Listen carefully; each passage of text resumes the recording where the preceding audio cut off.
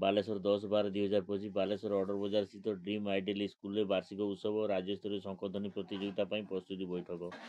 आज dream ideal school परिसर में विद्यापीठर 23तम वार्षिक उत्सव और विद्यापीठ तरफ आयोजित 18तम राज्यस्तरीय शंखध्वनि प्रतियोगिता और प्रस्तुति बैठक अनुष्ठित हो जाइछि।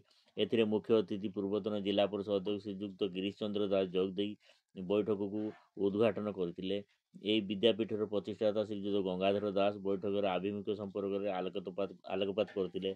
आईनजीवी चंद्रजीत नायक, विद्यापीठर संपादक श्री भावग्राही महांती, स्थानीय काउंसिलर अर्पिता प्रियदर्शिनी पट्टनायक, विद्यापीठर अध्यक्ष श्रीमती पुष्पिता महांती, रेहना बेगम, शुभलक्ष्मी राउत, रोहित नायक, बैशाखी राधिका साहू और अन्य बैठक में चतुर्थ दशम श्रेणी और कॉलेजर समस्त विद्यार्थी प्रतियोगिता भाग नहीं पारे और कृतित्व अर्जन कर पिलाମାନଙ୍କୁ ଯଥାକ୍ରମେ प्रथम श्रेणी में 5,000 टंका और प्रमाणपत्र और द्वितीय श्रेणी में कृतित्व अर्जन कर पिलाମାନଙ୍କୁ 3,000 टंका और प्रमाणपत्र, तृतीय श्रेणी में कृतित्व अर्जन कर पिलाମାନଙ୍କୁ 2,000 टंका और प्रमाणपत्र राशि प्रदान करने बैठक में निष्पत्ति नि। धन्यवाद।